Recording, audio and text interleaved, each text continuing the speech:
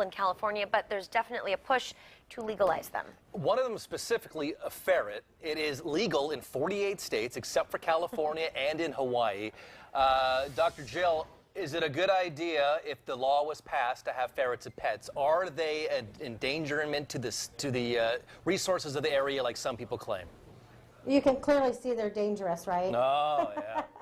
Come on, California, wake up. These guys are amazing pets. They're domesticated. They were put on a list a long time ago improperly. They're not considered exotic animals. They're not considered wild animals, as you can see. They're great pets, especially for people that can't have dogs or cats.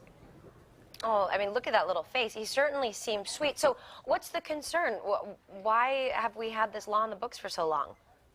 Well, you know, again, they based it off of the wrong information. These are considered wild type animals. They're not wild, they're domesticated, as you can clearly see. A lot of the legislature or the state of California has deemed them dangerous to indigenous wildlife species in California because way back when they came into California, they were hunting animals, and they are hunting animals. They used to flush rabbits out of holes, they would hunt rodents, but their lifespan and life expectancy out in the wild, so to speak, is greatly shortened, first of all.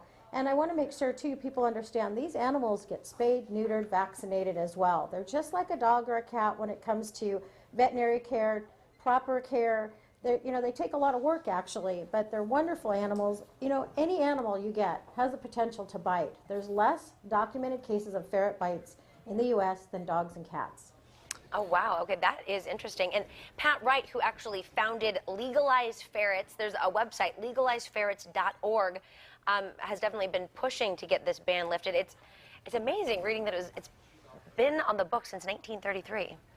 Yeah, it's been around for a long time. You know, again, these little guys, really, it's time, California. We're ahead of the game in just about everything else. Why not ferrets? Pat Wright has been a huge advocate. He's really basically dedicated his life to this.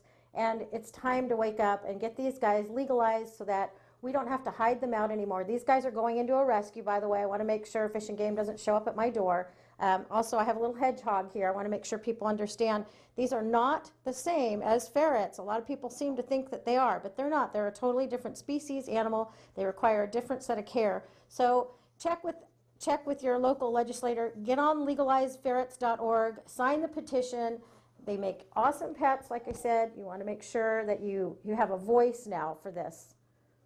All right, Dr. Jill, we appreciate it. You know, when I lived in Wisconsin, I knew a lady who had a bunch of ferrets. I never thought anything about it. She loved them, so she's an advocate, just like yourself. We'll see what will happen legally as far as ferrets being allowed inside of our homes. I mean, that little guy is so sweet. I do want to just give him a little pat on his head.